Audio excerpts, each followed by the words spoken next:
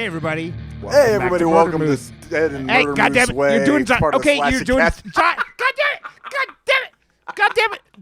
That was for Josh, who's still not here. But Bryan is like the permanent replacement. Not permanent, but like he's the official third mic on the show at this point. Happy to Bryan, fill in, I love buddy. you. I love you too, buddy. I'm happy to fill in. Yeah. So yeah, Josh is out of commission still. Hopefully he'll be back next week. We love you, Josh. We miss you. So come back. Yes, you motherfucker. I love you, Bryan. Yes, this is Murder Moose. We are part of the Slash and Cast Podcast Network.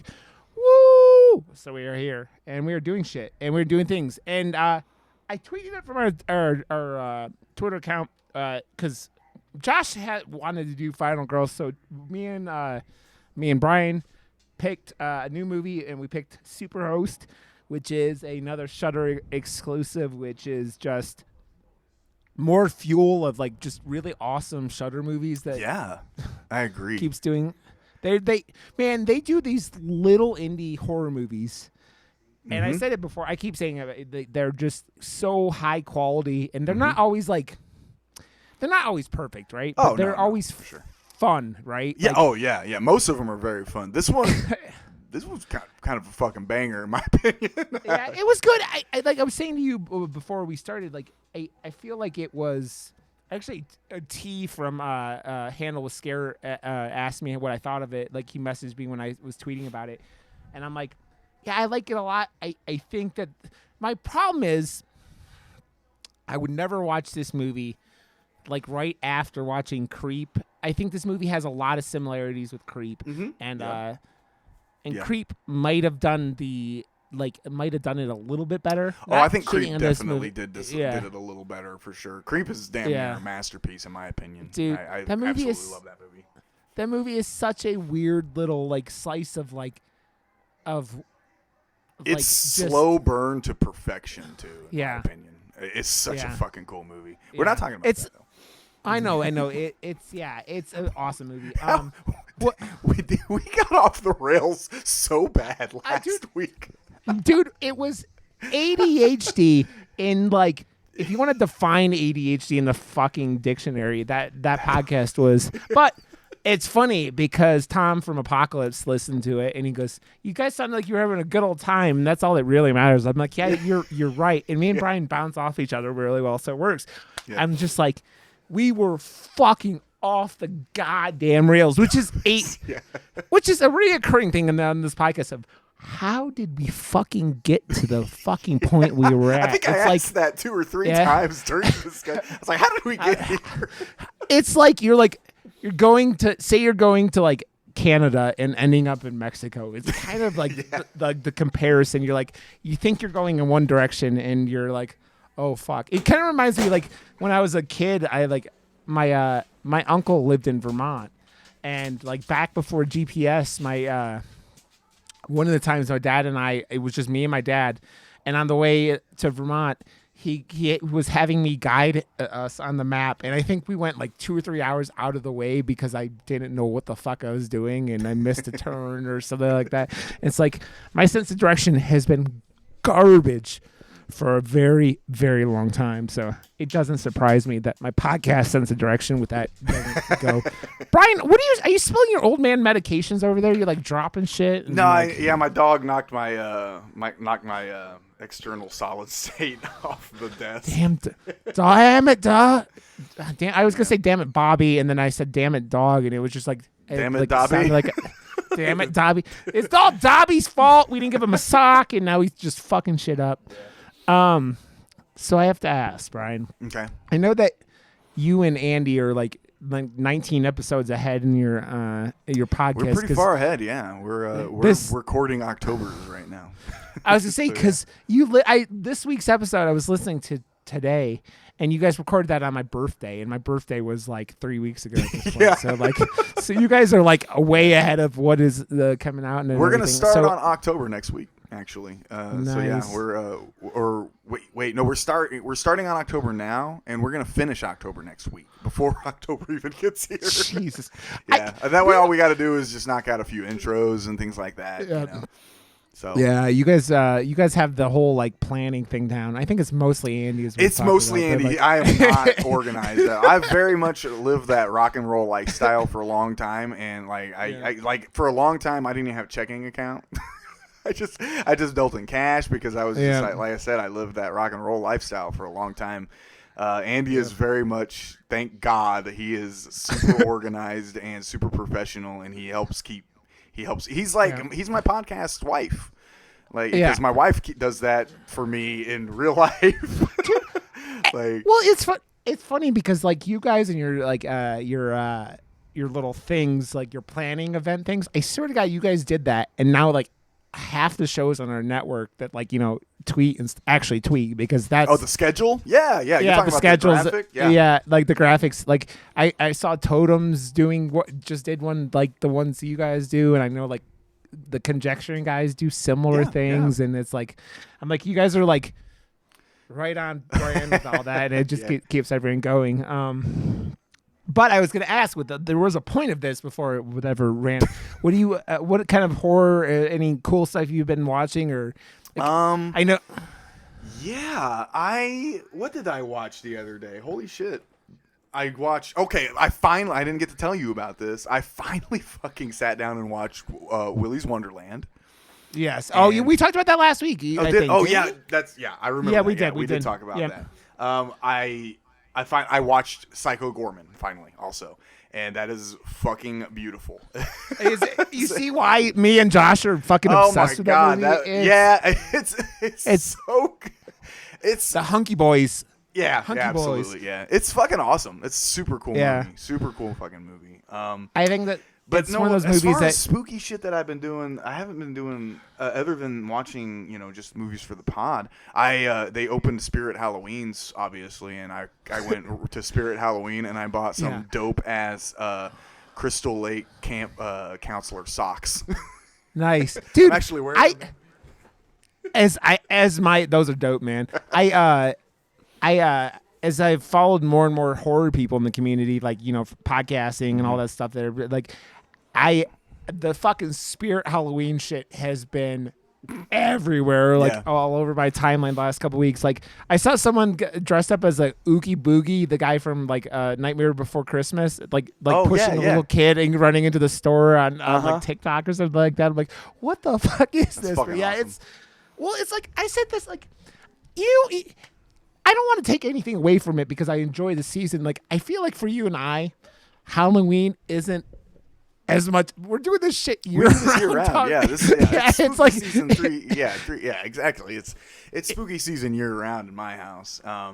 Because of me. My wife loves horror movies, but she just lets me do my thing. But and thankfully she does because I've been super obviously infatuated with horror for my whole life essentially. But and now that I've got a decent job, I can waste all of my extra money on this bullshit behind me. And stuff. It's okay, man. We use our money, man. Like you can't take it with you. Like I'm not saying waste your money, but like you do shit that you enjoy, right? So. I watched All Out. Did you watch All Out? Dude, All Out was so good. I came in the pants, I think 7 times. God. No, but it was my it was so good. It was really, really amazing. Like if you're into wrestling, there's just the highlight of what's happening right now. And as one senile old man like destroys one kingdom and another kingdom rises next to it, it's just like it's so much fun. I was wondering where you were going with that. Yeah.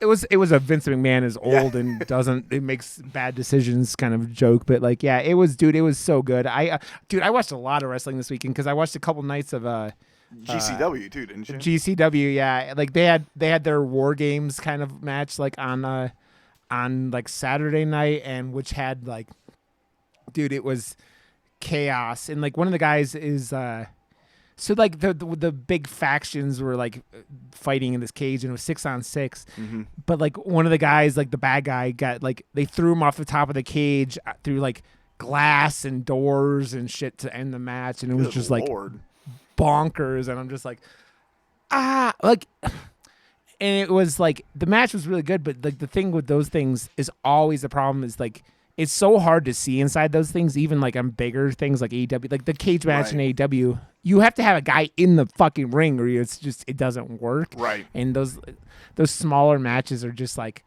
but like it was still fun. I had a good time watching like a lot of wrestling and just bullshitting around. And dude, it's a good time for like it. And like it's funny, man, because there's so much. I feel like there's a lot of like carryover between the wrestling community and the horror community, right? I feel like there is too. Yeah, a lot of the people that I follow on Twitter and that follow me as well, at Santa Carla Bryan on Twitter, Bryan. Shameless plug. I feel like a lot of the people that follow me, they're just as much wrestling fans as they are horror fans. There's a lot of bleed through for sure. Did you see the Netflix movie that's coming out next month? I'm kind of excited. I think it's going to be kind of dumb, but I'm down for it for sure. So if you guys haven't heard, they've basically, it sounds like a choose your own adventure movie with it's like the Undertaker is like Jigsaw, but like and New Day is like the Scooby-Doo gang or something. It looks bonkers and super entertaining at the same time. I'm gonna do it. Yeah, it's very much Bandersnatch. With the whole Bandersnatch thing that they did. I think it's called Bandersnatch. Yeah. The black with eyebrows. The guy that has those crazy big eyebrows. Will Forte. Yeah. What's his? Not Will Forte. It's I can't remember his name. Yeah, I know you're talking about them. The guy that played in We're the Millers. Yeah, Black. What the fuck is that show called? Black Mirror.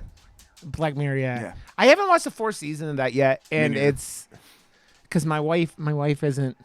Dude, it's so funny being married like for like as long as we have, and it's like sometimes you just like I can't watch something because if the wife won't go along with it, it's way harder to get by, and like Mm-hmm. Yeah. That's why like watching a horror movie a week or two or whatever for the podcast gets me in way less trouble than trying to binge through shit. Like my dog's like, shut up, Bryan. Shut up. Oh, I do another horror related thing that I'm excited about. The new What We Do in the Shadows started, and I fucking love it. And now, yeah, it is started, hasn't it? Yeah. Okay. I gotta set my. I forgot to set my DVR up. Shit. Yeah. We started calling Gizmo Guillermo because of them calling Guillermo Gizmo on the show, funny, and so now my little French bulldog is Guillermo now. So it's is that funny. on FX? Is that what that's on? It's on FX. Yeah. Yep. I have Hulu. I can just watch it on Hulu. Can't you? Yeah, that's where I watch it. Yep. Okay. That's where I watch it. Yep. Oh my god. Yep. Well. My dogs wanted to be part of the podcast. They've got opinions, and they're gonna give them to you, Rob. Dude, my dogs. I give my wife shit sometimes. I'm like, can you stop coming home? Like, until I'm like in the middle of the podcast, and the dogs are just like, nah, nah, nah, nah, nah. And it's like, shut up. And it's like, sometimes I have to be like, hey, I lower my mic, and then like I just yell at him for a second, shut up. And then my old dog, who's 14, can't hear anything. So he won't shut the fuck up anyway. So that's Anubis, right? Yeah, Anubis. A newbie. The old man. That dog is 14 and a half. It's fucking bonkers. I know, my little Jack Russell here, Lee, is like 14 years old too. So. Damn. Oh, so the other thing. So this is coming out on Thursday, but what the fuck is that movie called? Malignant, the James Wan movie. Friday. Yeah. It comes out on Friday, and the reviews are like, I saw like James Wan changes the game again. Like the reviews. I haven't read full reviews, but I saw a tweet about it, and I'm like, oh man, that. Yeah, it's. I think I'm gonna go. Because I do the AMC A+ thing, so I can see 3 movies a week and shit. Yeah. And I don't go that often because I'm not interested in everything that's coming out. As much as I'll watch Jungle Cruise, but I'll probably wait, Yeah. But Malignant, on the other hand, I think that's going to get me into a seat for sure. I know it's going to be on HBO Max, and I have that, and I could just watch it on that. So I'm not really sure, Dude, my wife and I looked at like the fucking AMC stuff, and my wife's even worse now than me at it because Shang-Chi came out last weekend. Yeah. And I wanted to see it, and she's like, no, I don't want to go to. I want to go to Alamo, and like all the AMC's were full for it. That movie made like 120 million or something insane. It made a lot of fucking money. Yeah, it did really well. There aren't that many movies coming out either, right? So like that's a big thing, right? So that movie made a shit ton of money, and I hope *Malignant* makes money, but like that movie probably cost 15-20 mil and at most. And I mean, the Shang-Chi did so well this weekend that they moved Venom up 2 weeks. Yeah, they moved Venom up really because there was no point of putting out the same day as fucking Halloween Kills. Yeah. Never made any fucking sense. I'm like, you guys need to make a shit ton of money. So what you do is you put it out a couple weeks before and you get those couple weekends by yourself, and then you go and makes a shit ton of money after that. For people Halloween was never going to move because it's the money that it needs to make to be successful is so much smaller than what Venom needs to make. Because I think Halloween Kills is only a $20 million movie. It was a $10 million. $10 million? Okay, so you got a $10 million movie that only needs to make about $30 million to really consider it. Hey, we made our money back and we made profit. Yeah. Venom cost like $180 million, probably. I bet you it did. Yeah. I bet you it cost $60 to $180 million. I think they were guesstimating it cost right around the same as the first one, which was 100. So like it's because it's not like a Marvel movie, like it's not that like over the top. So I 100 suppose, million. But I will. Yeah. I'm still bet you. I bet you it was more. I'm gonna find out. Let's find out how much. I don't know if they've even said how much that fucking movie cost to make, but yeah. You're right. It doesn't have it on there. Yeah, so it's interesting, but like it's good to see the stuff come back. But man, I still not, dude. Like I watched, you watched we were talking about watching wrestling over the weekend, and like there were a lot of people who just still go to those things and have their masks as chin diapers, and you have like everything, and you're like, man, I just want this whole world to come back to like normal or semi-normal, but the fucking. Sometimes I feel like we're in the end times. Yeah. Yep. Yeah, nothing turns me off more than watching a bunch of people's Twitter feeds of them at HHN not wearing masks at all, and then tweeting about how they just want everything to be back, and then saying, "Make sure you mask up." And then two tweets later, they got fucking 5 pictures of them walking around with no masks on. I hate that shit. I love you, Bryan. With all my heart. I love you with all my heart. I love you too, buddy. Oh, man. Blocked.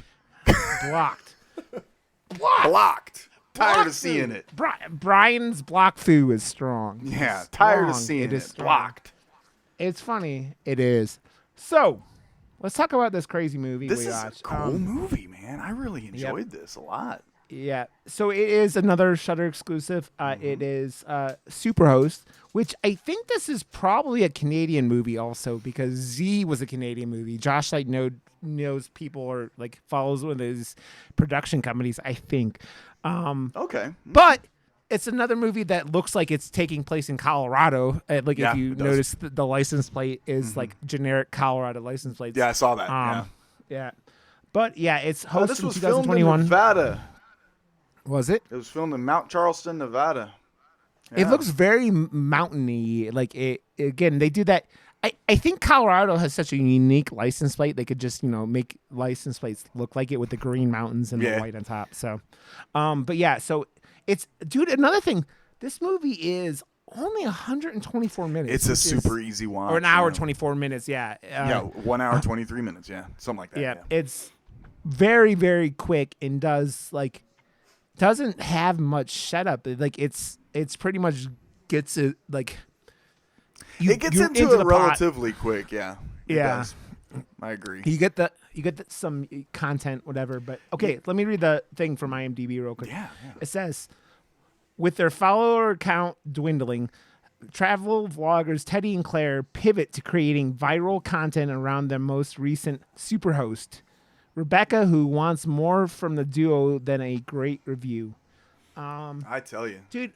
The poster at this movie is fucking dope. It's rad. Fucking rad. Yeah. I love because this the actress who plays Rebecca, who's their host, aka their super host in this movie, is Gracie Gillum. Gracie Gillum. I don't Gillum.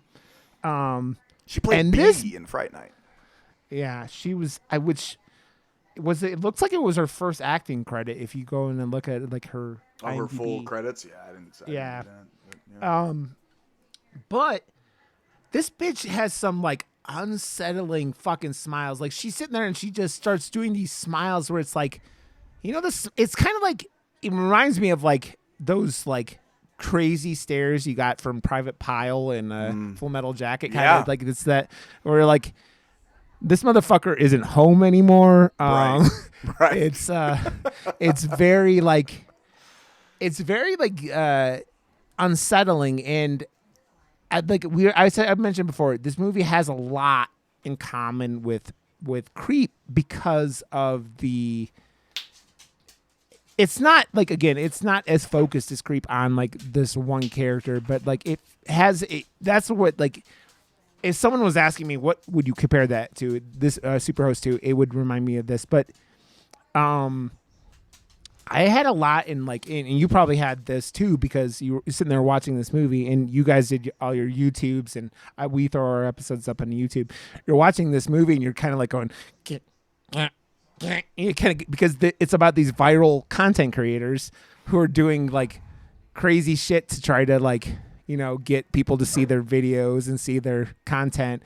And there are parts of this movie where you're just like, fuck, because like it shows how jaded like the content creating community is. Yeah. Oh yeah. Yeah.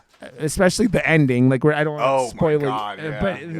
But like there's a lot of that stuff in this where you're just like, fuck, and they just hit the ground running, and they tell this story of these people who are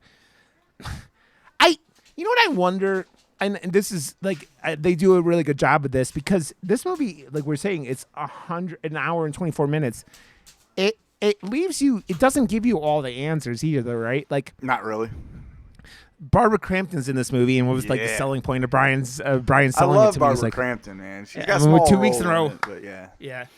But her character and what happened with her character is never really fully. It's never really explained. Yeah, they don't really say exactly why what exactly happened because. Yeah. But it goes bad. This is a movie that is it's kind of super simple, Yeah. It's short to the point. There's a bit of a burn at the beginning. Yeah. But once you get through that, it really turns into a pretty efficient slasher. Yeah. And Gracie Gillum is a force in this movie, in my opinion. Yeah. Her performance is fucking phenomenal. She is so good because she's so fucking crazy, bro. Oh yeah, dude. She does that. She keeps doing these smiles where it's like you get that 1,000-yard glare on top of this smile, this big smile with these big shiny white teeth and these big blue eyes, and you're just like, and she does that thing where if you've ever known someone who just you sit there and you talk to them and you're like, this person is trying to be a human being, right? Yes. It's like yes. Have you seen Vicious Fun, the other Shudder movie that we talked about it on here a couple weeks ago? But no, I haven't. That's why I haven't listened to that episode yet. Yeah, but there's a character in that movie who's one of the serial killers who's like he's going off about how he records human behavior to try to fit in with humans, and it's like it's kind of like that. Like this woman doesn't know how to. It kind of like they give off this thing where like that she just kind of snapped at some point, but they don't go into it super like you're in this thing and you're like trying to figure out what's happening while these two are just basically they go around, they go to Airbnbs, I think is what they are. I mean, that's what they are. Yeah. I believe. Yeah. And they just record this YouTube show. and just talk about where they're doing and they like what you can do when like staying at these places. And the problem is they go back and their YouTube following, and my dogs are getting into it now. And my wife obviously canceled her softball game or something. But and you're sitting there trying to get through the their doldrums and their thing. Yeah. So yeah, their YouTube channel's numbers are down. They're trying to, they're just trying to get like everything up again, and it's a bad time for them because they pick basically the worst fucking house that they could ever pick. So 100%. Yeah. Yeah. It's a gorgeous house. Oh yeah. That house is gorgeous. They did a real good job of making it look like Colorado. Like there's so much of like outside of Denver and like Colorado Springs where you just go into the mountains a little bit and you could get houses that look exactly like this. So that's probably why they said Colorado. I don't know, or made it look like Colorado. This movie is also kind of like a home. You call it a slasher, which I can go down with. It's also very like home invasion-y, right? Sure. Yeah. Because they're staying in this house and it's got cameras everywhere, which is pretty bad creepy. juju. Yeah. Yeah. Well, especially when it's like she starts like talking over the fucking cameras or like in like answering their questions. They're like not, but like it's like, okay, you're a little creepy there because it's they do this thing where they do a good job of building up real quickly. Like they don't just give you this woman's crazy like from the very first second, right? But you get that kind of off vibe of a character, which is I think is pretty. The first shot we see of her, she's got this incredibly unsettling smile on her face. Yeah. Teddy's is the name of the character that Osric Chow plays. Osric Chow played in like Supernatural. He actually produced this movie too. Yeah, and he was also in the Crisis on Infinite Earth, that thing that was just on like Arrow and Flash and all that stuff. He was one of the main characters on that. Oh, okay. So that he was like one of the fuck, what was he on Supernatural? Now you said that. He was a prophet. A prophet, yeah. That's what it was. Man, our dogs are just losing their They're not down with us recording tonight. I'm about to just lock you guys out of the office and let you just tear each other up. Go away. Dude, when I laughed, man. Go away. Go lay down. Gracie in this movie as Rebecca is... Like, you look at her profile, like her IMDb headshot, and she's got this really kind of short, like, kind of even like pixie cut, and in this movie she has this like doesn't look like that. It doesn't like it's always cool when you have these actors like just completely look completely different. Like she's got those eyes, man. It's like she's got those glaring eyes and that big smile that just are able to convey so much feeling, and like, which is because like a lot of her creepy in this movie isn't like. It's in her looks. It's in her smiles, like you were talking about. Oh my god! And just, dude, our dogs are out of control. Yeah, they're. I'm about to lose my shit. All three of you guys need to calm down. It's like way late. It's 10 o'clock. You guys are normally laying down sleeping right now. Go away. Go lay down. Dude, I laugh though because like the trailer on IMDb for this movie has. There's something wrong with Rebecca, and man, you think of movies like Go Lay Down. I mean, obviously we keep talking about Creep, but there's like so many things like think of like Maniac or things like where you guys were just talking about Devil's Rejects, where you're like you're in the shoes of the crazy people, right? And they do a really good job of just being like. Showing because I know people like this in real, and not like obviously this crazy, but they just aren't good at interacting with other human beings. Oh yeah, she's a complete sociopath for sure. Yeah, that's pretty evident. She's just incredibly awkward. Just incredibly awkward. Right from the get-go. I mean, she's like, she doesn't even say anything. She just walks up behind them while they're filming and just stands there and smiles at them until they stop and they turn, and then they say something. I think they say something first. And it's like a normal motherfucker would have just been like, oh, hey, guys, everything all right? And just made their presence known. But instead, she just stands behind there and smiles as big as can possibly be. Yeah, and Teddy's trying to do the intro to the house, and he's unsettled as hell because he stops talking and he stops smiling and everything, and he just starts staring at her, and it's like it's just that's not normal. Like, that's very odd. You're not supposed to do this. You're supposed to talk. You're supposed to say hello. You're supposed to just stood there smiling at him until they turned around and they addressed her. Hi. They do what they do such a great job of it in this movie is like, because of like, again, 1 hour and 24 minutes, you have to pick up like for like slow burn like you're talking about. You have to make sure the pacing for such a short movie is like you're doing this in a real speedy, but also like you're keeping the viewers entertained, and they do that. Like they do a good job of like kind of showing what these two are going through, because there are subplots going on. Like, this isn't a big spoiler or anything, like where Teddy's trying to like propose to his girlfriend, Claire. And so he's like going around in the back doing things, and like obviously Claire doesn't know anything about this because it's a fucking engagement thing, right? Right. Man, that whole thing, man, I started going, Claire's character, so that's Teddy's girlfriend, for the Superhost show.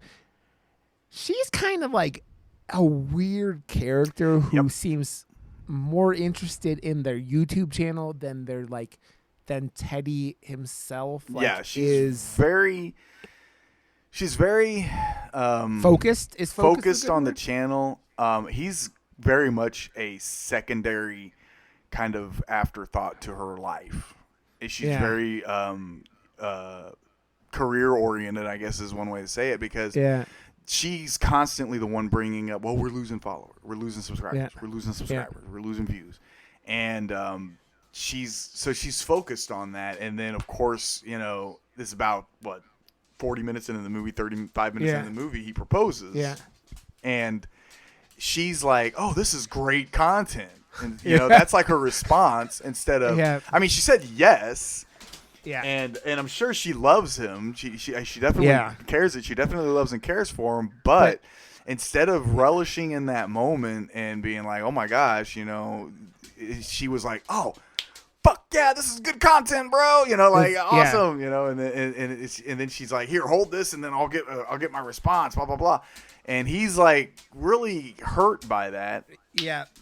And, dude, he sits there and you see him going like he just like had his balls, his soul balls. Second, bro. Okay, I have to get these dogs outside. They're driving me nuts. All right, I'm gonna kick them outside. Okay, dude, you're fine. Right back.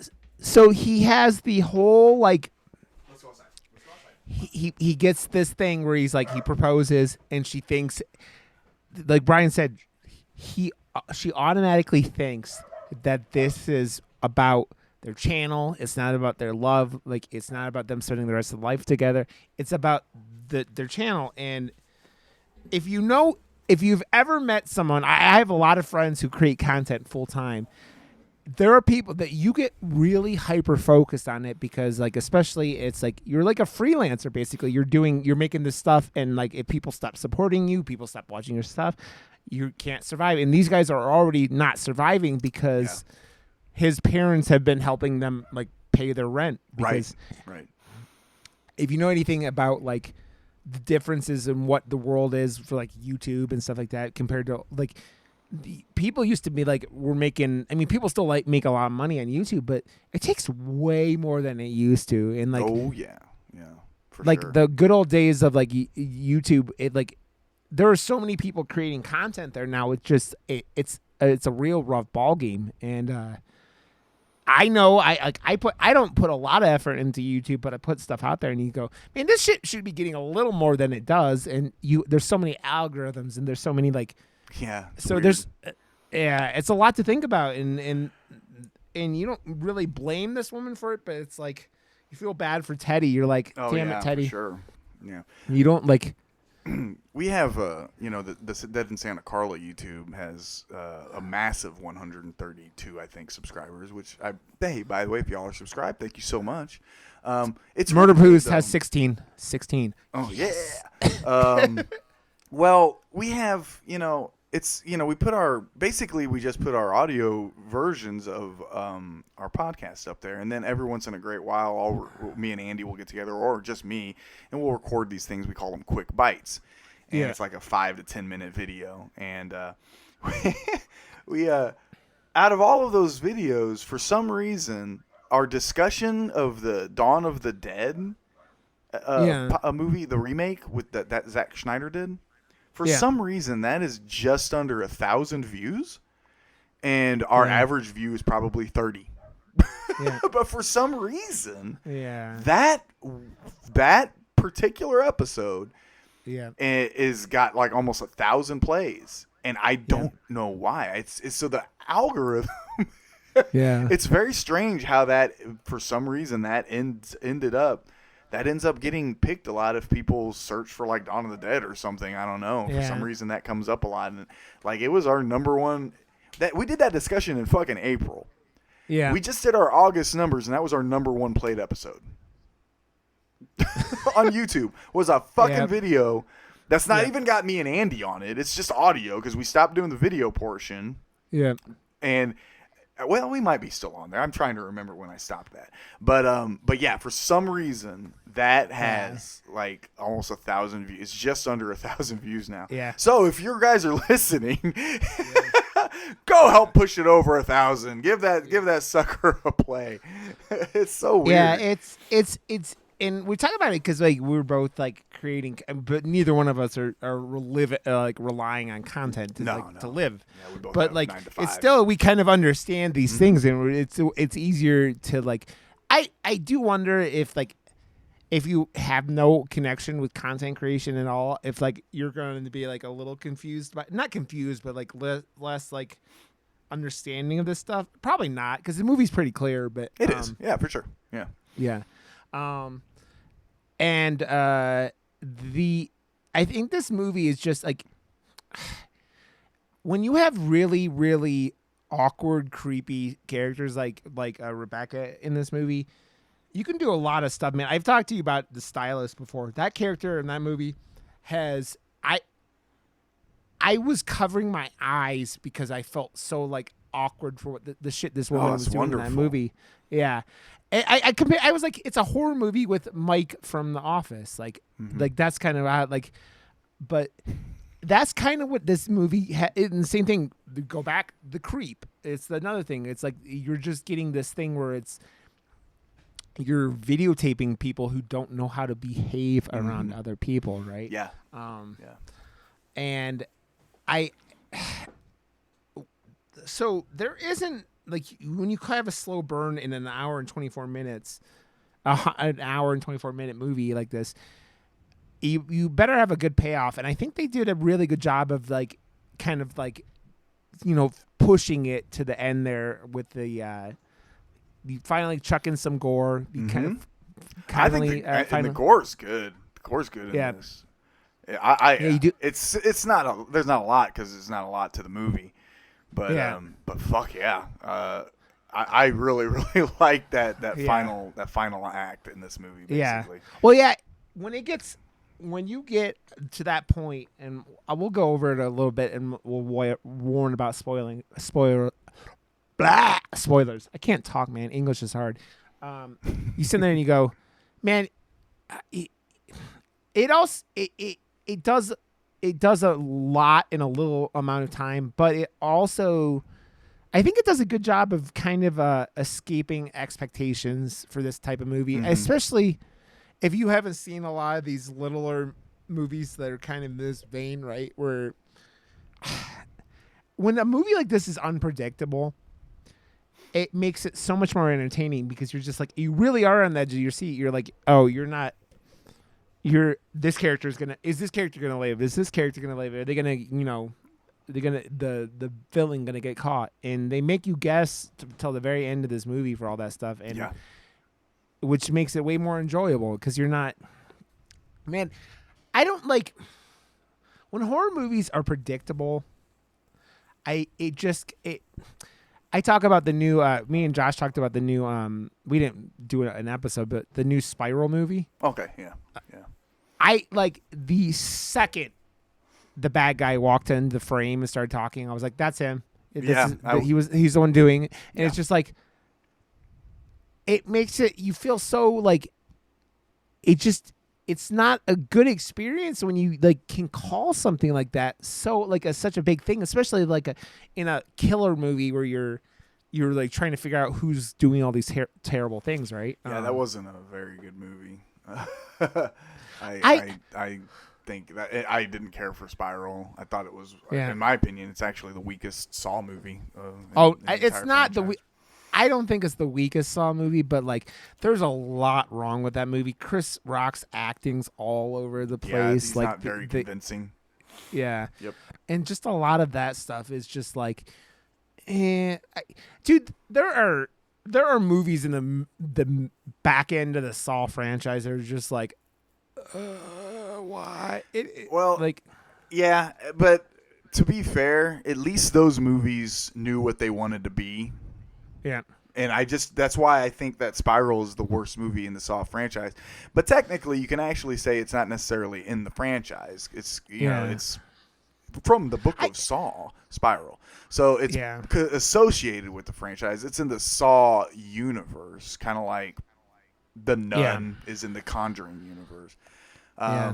But at least all the Saw movies, for the most part, well, actually all of them except for Spiral, in my opinion, they know what they want to fucking be at least. Yeah. That's the problem that I had with Spiral, because it didn't know if it wanted to be a police procedural or if it wanted to be a horror movie. And Chris Rock, honestly, it wasn't very good in it, and it was painfully predictable. I was the same way when the villain stepped on screen.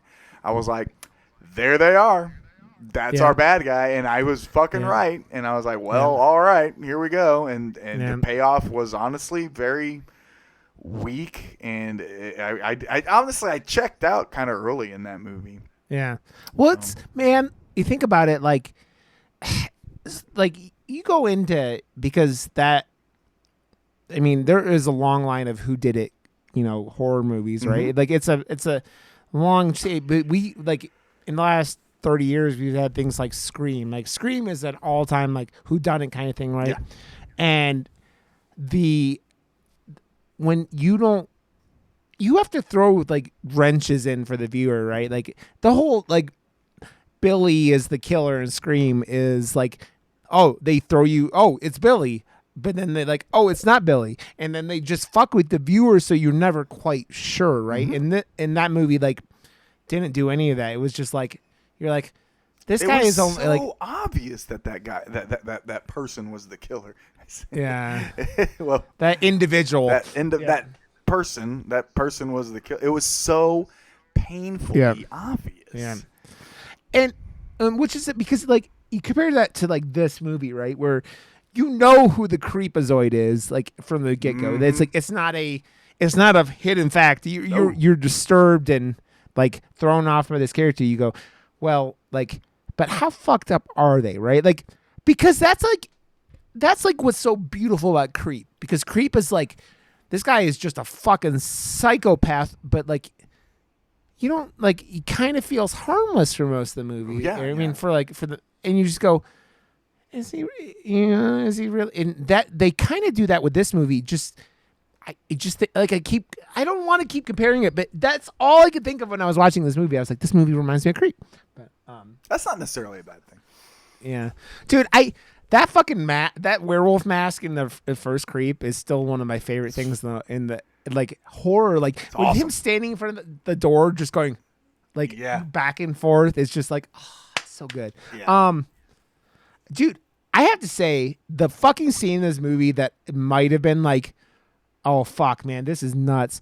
Like when Teddy wakes up and like he's Claire is still in bed and he wakes up and he's like in his boxers and he goes down for like breakfast or whatever, and fucking Rebecca's sitting in their kitchen just like cooking for him, and they're like then they're sitting there like eating dinner or breakfast afterwards, and like Rebecca's gone and she's like busting his balls. She's like, how didn't you smell dinner coming down the stairs, you idiot? Or the breakfast coming down the stairs, you idiot?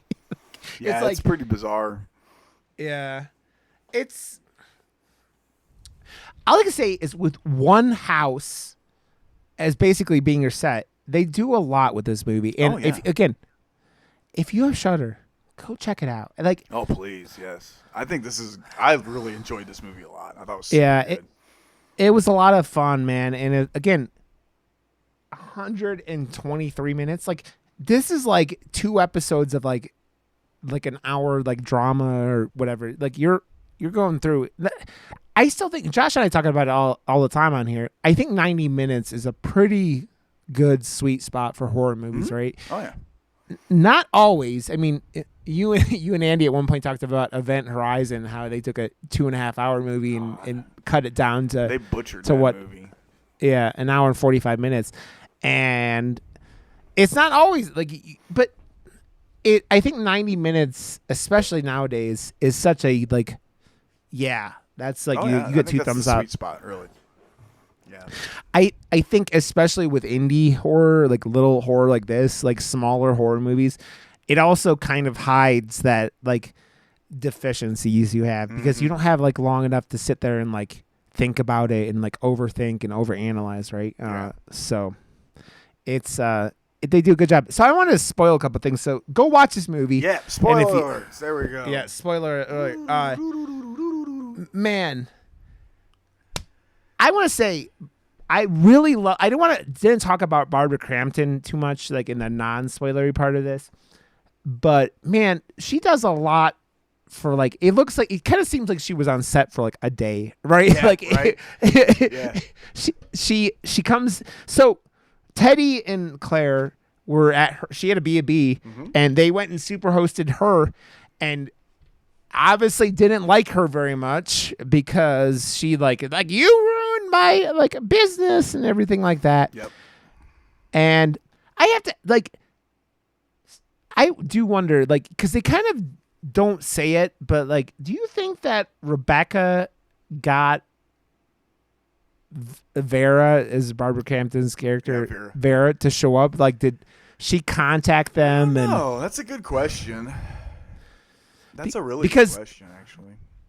Because as you watch this movie, there are things where like Rebecca's doing fucked up shit. Because Rebecca, you're pretty sure by the end, not like this movie does a good job of like leaving you, not giving you all the pieces. But at one point during the movie, Claire and Teddy get their YouTube channel gets like taken down for like a copyright strike or something like that, and they get it back right away. But it kind of implied that it was later on that it was Rebecca doing it because of like, just because of how she's acting, right? They don't like, they never go back and say it was her, but like it makes sense later on after everything that happens, right? Yeah, for sure. Because she the name of the account of the people who were renting this house were called, it was like what, Betty Lou 42. Betty Lou 52. Yeah. And you find out later on that she was like, I didn't know if I should use my real name, et cetera, et cetera. But then you found out later on that Rebecca had killed the people who had lived there. Yeah. She'd gone in and stayed there and didn't want to leave, it sounded like. Basically, yeah. That's the impression that I got. Yeah. And she murdered them both. Mm-hmm. You only see the body of the husband, right? Yeah, you never see we never see Betty, but we see Lou. Lou and the cat. Yeah. Dude, she fucking like murdered a cat, man. She ripped the cat's face off, it looked like, too. That's one of the better lines in that movie. She's like, yeah, the cat fought back more than they did. Yeah, the cat put up more of a fight than they did. I'm like, oh my God. Well, dude, you try to give a cat a bath and you're gonna get fucking like Tasmanian devil, let alone like murdering a cat, right? Yeah. I also like. I have to wonder, like, was she like one of the better shots in the entire movie is after Teddy gets stabbed by her, and he gets out of the house and he falls over in the driveway, and then she fucking like plops out a side like panel of the house, and then like crawls out. It's a very like it reminded me a lot of like Japanese horror kind of like that like unsettling like coming out of a TV like from Ringu or something like that. You know, it was a very like unnatural kind of shot for like a human, because you don't expect a human to be coming out of this weird like side panel of the house, right? Yeah. Your dogs you're gonna murder them again, aren't you? They're outside. She's barking at the neighbor. Probably he's probably sitting outside smoking a cigarette, and she's just staring at him barking. She's lived here for 14 years. He's lived here for half of that, and she's not used to seeing him. So I'm just gonna let her give herself a freaking heart attack. Loomis and Jarvis are probably just sitting out there looking at her like, "What is wrong with you?" And she's just going crazy. But, yeah, go on. What were you gonna say? Yeah. I think what that side thing was like it's because she accessed a lot of houses have like crawl spaces underneath them. Yeah. And I think there's probably an access panel to a crawl space in the basement that she was locked in, and then she just crawled throughout that. But it is super fucking creepy. And what makes it creepy is she does all that busting ass to get through all of that and pops that little side thing open. And when she looks up, she sees Teddy, and she's smiling. Oh, hi, Teddy. Yeah. It's like, oh my God. You are a psychopath. Did you ever watch that? What the fuck is that movie called? The Elijah Wood, like, Come to Daddy, or what? Yeah. Where he hadn't seen his dad, and Elijah Wood's fucking haircut in that movie was incredibly dorky, and I loved it. Yeah, but he doesn't know what his dad looks like because he hasn't seen him since he was a little kid, right? And like, so it's this. It kind of reminds me of this movie also, like because of the like he's hanging out with this guy, and who is this guy? And that's like The Visit, also. Yeah, I never saw The Visit. That's the one with the Shyamalan one. With the kids. Yeah. I hear that like that's one of those movies though. Like it gets the problem with like M. Night Shyamalan movies is like the longer you get like withdrawn from the movie, like you're more likely to watch like spoil his like, you know, like his twists being like, you know, projected onto YouTube videos for like lists and shit like that. Oh, okay, yeah. That's fair. Yeah. Well, just try to avoid it and then watch that movie unless you already know it. So I don't know. I don't know if I really do or not, but it's dude. It sucks because like this movie doesn't have spoilers, man. But like a really good horror spoiler. I mean, like shock twist. I mean, that's why why Signs is so good. I mean, not Signs. Sixth Sense is so good. I hate Signs, but that's why Sixth Sense is so good because of that twist. But then it was like, oh, I gotta do that every movie now. Woo! Yeah, I don't mind Signs. My only issue with Signs is this super, super intelligent species picked a planet that is covered by the vast majority of it by their one weakness. And it rains from the sky. It rains down their weakness, and they picked this planet to try to. Yeah, it does. That's my literally. Issue, yeah. It's which is he tried to do like War of the Worlds with fucking like, but with water, and it was it didn't hit quite like I wanted it to. But the thing that makes Signs so watchable still is strong performances and honestly a strong direction. Because Shyamalan's still a good filmmaker. It's funny. Because he's like Josh always talks about like that the aliens scaring the shit out of him, and when he's like walking in the background and stuff like that. It's just like reason. Like I don't know why some things in like movies like that. Like I remember this Jeepers Creepers is one of those movies I remember enjoying the whole time I was watching it through the theater, and that ending fucking made me so angry. I've been angry about that movie since I saw it in the theater when I was a kid because the endings have that effect, man. Like for every Sixth Sense where like you're like, oh my God, that ending. Anytime a movie has a bad ending though, like that bad, like it sticks with you, man. Yeah. Like a bad ending like that just fucking kills a movie. And what was that underwater movie that you and Andy watched on the podcast with RoboCop or Leviathan? Leviathan. Yeah, I still remember. Pretty whack movie. I'd never seen that, but like when the main male character at the very end of the movie just punches a lady, I'm just like, what? I know this was a different time, but what? It's like it's just that kind of stuff. It just like especially like nowadays, right? We live in a world where like that kind of stuff just does. I mean, go back and watch Ace Ventura, and tell me at the end with the whole like the cop was really the guy they were looking for the whole time. Oh yeah. Yeah, it's like, and how everyone acts. If you made that today, you would never get that. It would never get that released. Yeah, times have definitely changed. And for the better, for the most part. Yeah, for the better. Yeah. So, yeah. It's just. Let's talk about Barbara Crampton. Man, I love her. I love her. Yeah, so she got her character, man. Vera? Yeah. Oh my god, dude, they're sitting there. She got stabbed in the face, bro. Yeah, yeah, it went through the cheek. It went through the under portion of the cheek and out the other side of her face. That's a sharp knife, bro. Oh yeah, that's a sharp knife. And then she got stabbed like repeatedly in like the gut and the chest and the stomach. And shit. Yeah. She did that. They do that like the Michael Myers kind of thing, right? It was like you're just up close because obviously they're not stabbing someone, but they did a really good job of making it look real good, right? Yeah, it was good. It was real fast. Yeah. It was real fast. And they did the face stabbing. I'm pretty sure was CG, like all of it. It probably was. Yeah. They cut it so fast that they didn't linger on it, and I mean I've been talking about that a lot. Like I one of my only we just talked about Haunt, right? Mm-hmm. And I know you and Andy talked about that movie a long time ago, but that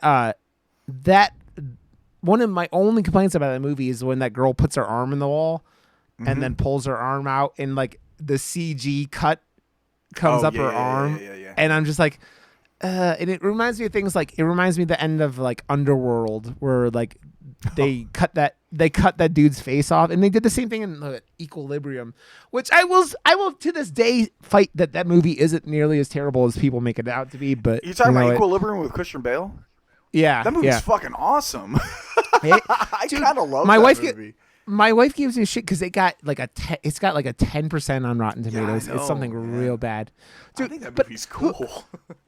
I don't know. Who am I? I just literally last week sat there on Isaiah's podcast and defended Halloween H2 for way longer than either one of those. Oh, the Rob Zombie one?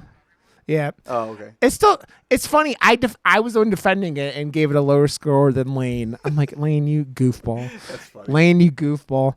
But man, it's got a fairly better score. It's got like 41% Equilibrium.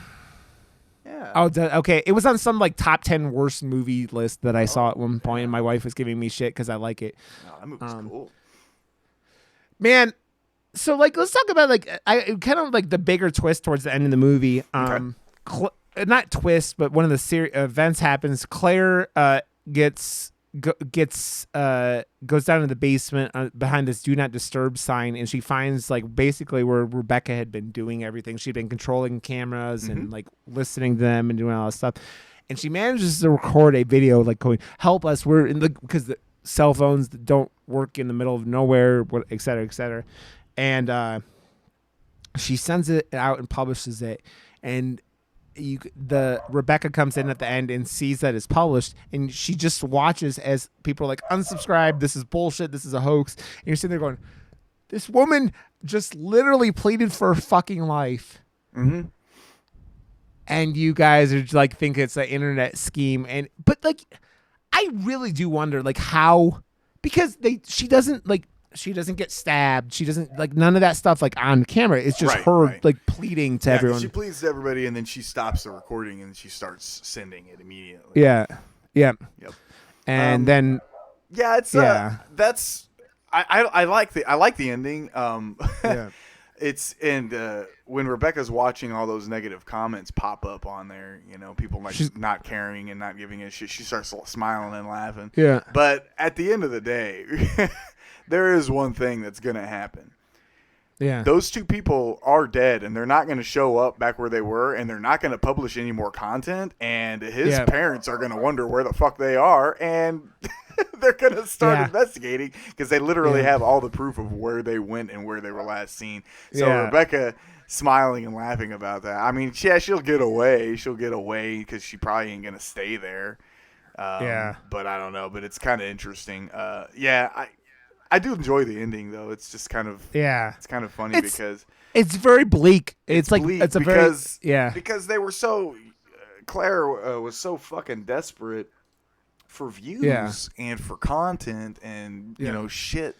Because that's their livelihood, and I get it. I get it when your jobs. Hey, fuck, I've been laid off for 4 weeks now. So I mean, I'm getting a little bit. But I'm not making what I normally fucking make by any means. Yeah. So I can fully, sympathize with them losing subscribers and losing plays and things like that because when you're in the digital content creation game, if people ain't watching, you're not getting paid. Yeah. So all these people seeing that they just assume it's clickbait. Yeah. So they're just like, oh, God, this is trash. I'm just unsubscribing. I'm done with you guys. I can't even watch anymore, blah, blah, blah. So it's pretty interesting.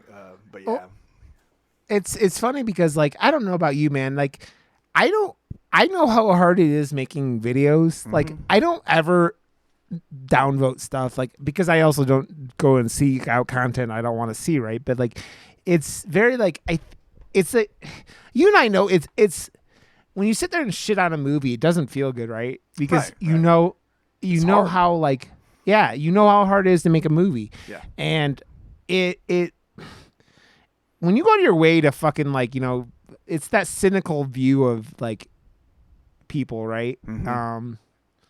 And it's kind of like what the internet people like. It's not knowing people on the internet and not like just thinking they're putting on an act.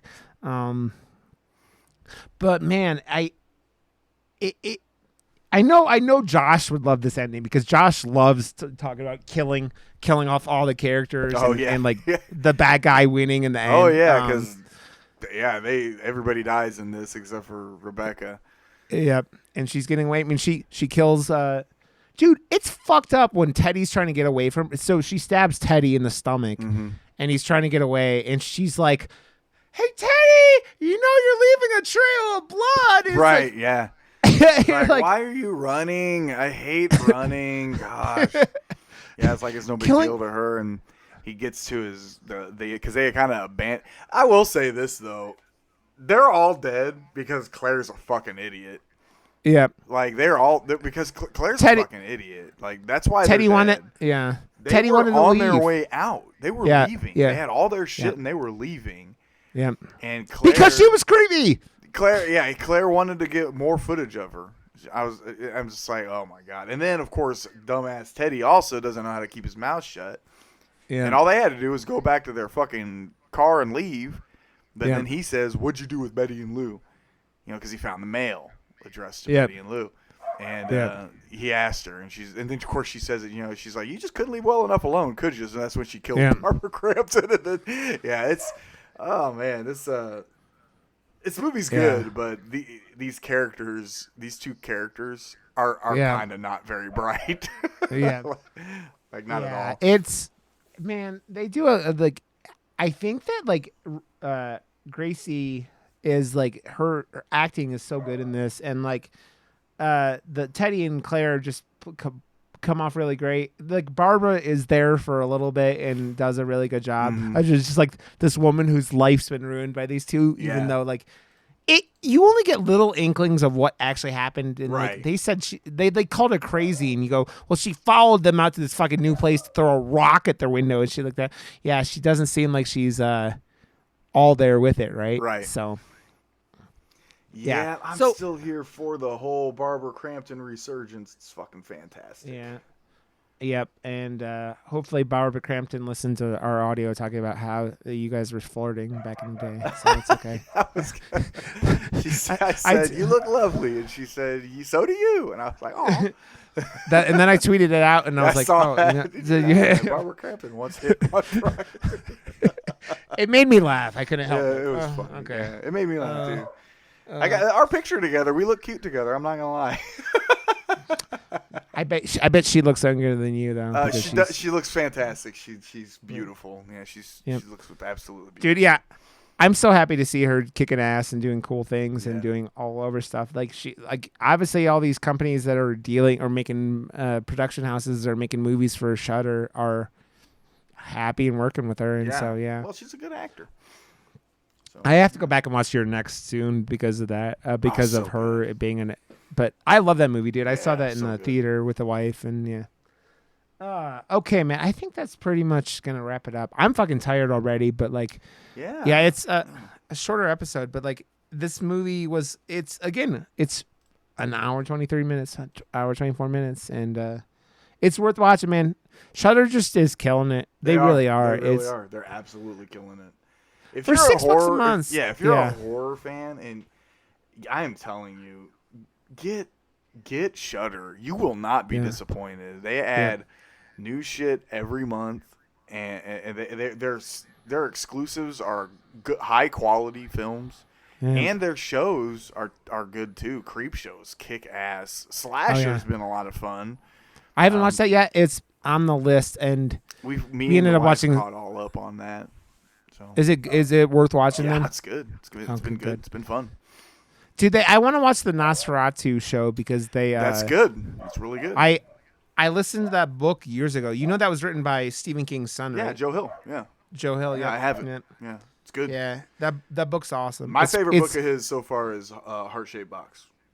I haven't I only did the Nosferatu one. I read Heart-Shaped Box because it's about an old musician. And a old metal musician that's doing like solo stuff now, and then he's like obsessed with like quote unquote haunted items, and stuff. And it's a cool fucking story, really cool. Dude, did you ever listen to My Brother and Me? And it's one of the biggest podcasts in the whole like country. It's these three brothers who just sit and bullshit and do funny stuff. But one of their things they do on that show, like that, it's like the biggest podcast ever. But like, they always love to find people who sell like haunted dolls on eBay. Oh, and like, so it's just, they're always fucking hysterical. Like when they find them. So, yep, that's all. So Bryan, you sexy bitch, why don't you tell everyone where they could find you and your lovely, lovely podcast? Go listen to fucking Dead in Santa Carla. Oh, yeah. Please do, guys. We definitely appreciate it. You can find us on all major podcast platforms. If you do the Twitter thing, you can find us at Dead in SC Podcast. You can also follow me on Twitter if you want at Santa Carla Bryan. And we publish new episodes every Monday where Andy and I just sit down and we do pretty much the same thing Rod does. We talk, pick a horror movie, we talk about it. We do themed months. And so right now this is September. We're in the middle of sequel September 2, The Resurrection. So we're talking about all of the movies we're talking about this month are all part 2s.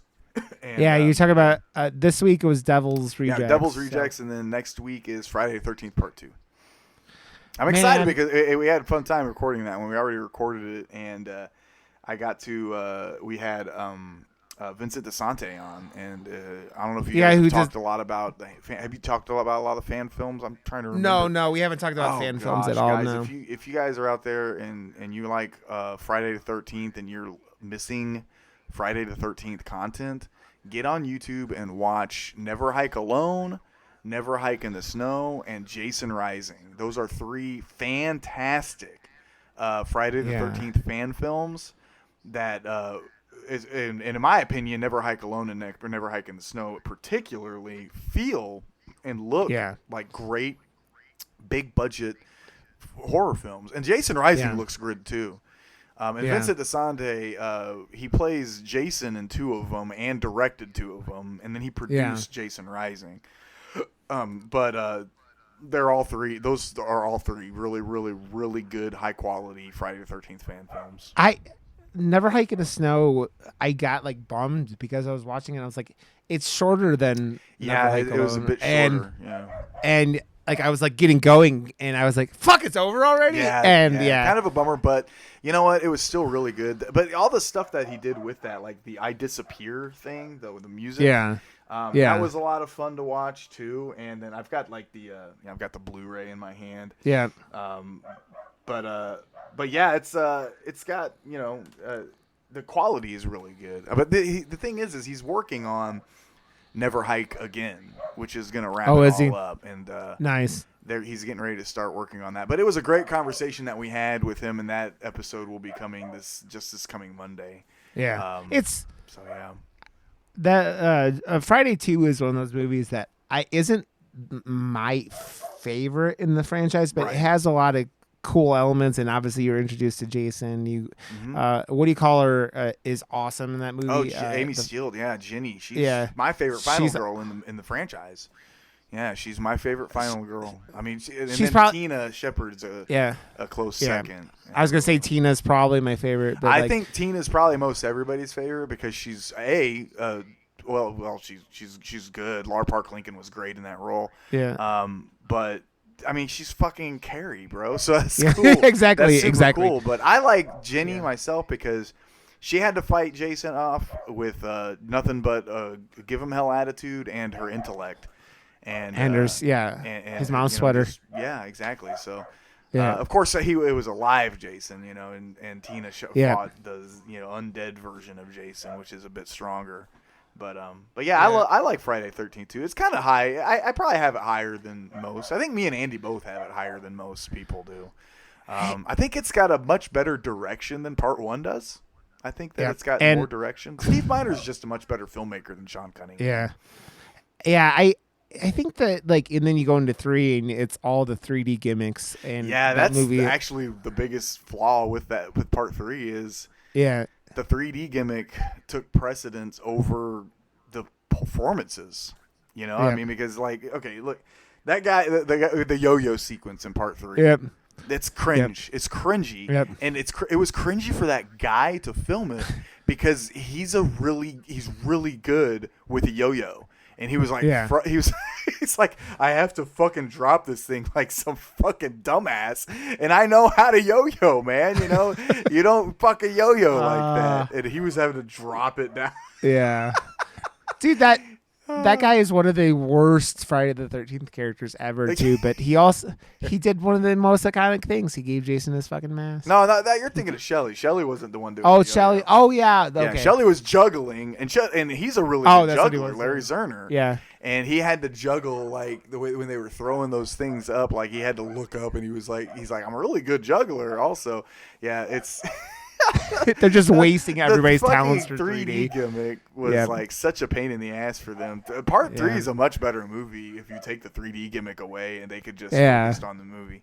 Because Chris is a pretty good final girl also. Chris Higgins. She's really good. Yeah, it's... And what's her face? Golly, oh my God. The girl that... her friend, gorgeous. Holy shit. Yeah. She's a journalist now. And she's a journalist. I can't remember her dang name. That's gonna bother me. But God, she's gorgeous in that fucking movie. Oh my God. It's you have to say just Jason putting on his mask is such an iconic thing, right? Oh yeah, and so absolutely. It means so much. And when he walks out of that barn with the mask on, with the hockey mask on, it's fucking on from then on. Yeah, it's. It's funny because if Jason had never gone down the mask, route, I don't know if he's ever nearly as iconic as he is, and because if the hockey mask is cooler than the William Shatner mask, right, in the long run, but if they didn't have that, maybe it's not cooler, but it's more iconic, right? Yeah, I think the hockey mask's more iconic than the Shapes mask. I think you're probably right, because they fucked it up in so many installments of Halloween because there's so many. Yep. I mean, it starts getting bad with Part 4 when they brought him back, and then it got worse, and then it got better because Part 6's mask's pretty good, and then it got bad again, and then it got fucking awful again. I will say this: the Rob Zombie Halloween masks, pretty good. Oh, dude. Yeah. I think a lot of people had problems with the ripped mask. And a lot of people didn't like part 2, but honestly, it really didn't bother me that much. Dude, some people get really hung up on not seeing his face. Honestly, I don't get super bothered by that because you don't see all of it until the very end, and then that part I don't like, but I don't mind seeing a piece of his face. I really want to. I have this running thought that I should re-edit Halloween 2 and just take any reference to Michael Myers out of it and just call it like just giant homeless dude like kills a bunch of motherfuckers. Hobo on a rampage. Yeah, dude. Movie is. I'm sorry. After rewatching that for the Crystal Lake podcast, that movie, if it wasn't Michael Myers, people would love that movie so much more because it's got such cool shit in it. It's shot beautifully. Oh, it's so fucking violent. Yeah, that's the best thing about that movie is how gorgeous it looks. Because there's one thing that I will never ever say, and I'm not gonna lie. Actually, the past year I've kind of been Rob Zombie's stuff has kind of been growing on me. I think I think I was a little too hard on him in the past. Yep. But all of his movies, in my opinion, they all look gorgeous. He's got a great eye. Dude.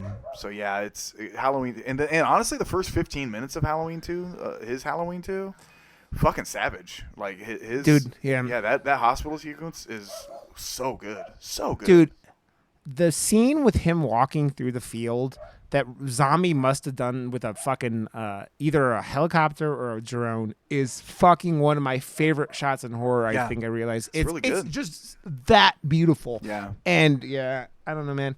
I think that my other thing with that movie was we talk about H2, but like the my love of Lords of Salem, I think, has a lot to do with why I like.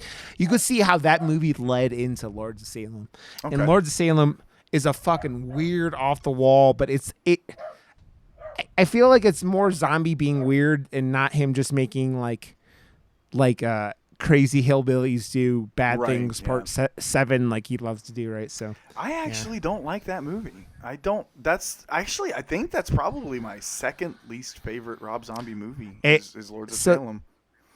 And that makes sense to me because it's like after watching, I'm loving that movie because how fucking weird it is and it's Zombie doing something weird. If you watch that around H2, you see where he was going, the black and white, the real like the witchy magic-y thing that he's doing with that, and it's just that movie like him using. I still think some of my favorite Zombie stuff with movie wise is when he goes black and white. When he goes black and white, I think he does his normal cinematography is even better. Like he did that in the beginning of 31, like 31 with what do you call him? That actor, whenever he's in zombie shit, is fucking awesome. I know exactly what you're talking about. He, the main villain of 31, that guy. And he was also the God dang it, I'm gonna Richard. I can't think of the Richard guy. Brake. Yeah, he's really good. He's fucking awesome. He's a good actor. That guy's awesome. He's a good actor. Yeah, I enjoyed. I finally watched 3 from Hell. I forgot. I could have mentioned that earlier in the podcast. Because when we did our Devil's Rejects episode, I had bought the Firefly family trilogy on Blu-ray, and I was like, okay, so I'm gonna watch Devil's Rejects, and then I got time. I'm gonna watch 3 from Hell finally because I hadn't done it, and I really enjoyed that. I actually probably like that even a little more than House of a Thousand Corpses. I think Devil's Rejects is his masterpiece so far. But I actually think that movie is just a fucking masterpiece, to be honest with you. It's fun. It's very like it's very like it's very in the vein of Devil's Rejects, but yeah. Okay, I gave your shout out stuff and it was a long goodbye, and we talked for another half an hour. Everybody. Thank you so much. You go to murdermoose.com, follow us on Twitter, murdermoosepod, and just thanks for listening. Give us a 5-star review. We got a 5-star review this week. Woo! Thank you very much. So, thank you. So, Brian, I don't know what the fuck we're going to watch next week. I'll figure it out. If Bryan's back, don't be surprised. But like, Josh, best wishes to Josh. Oh, everything's going all right. Yeah, I love that dude. Okay, guys, we will see you guys next week. Thanks for listening, and have a good night. Bye.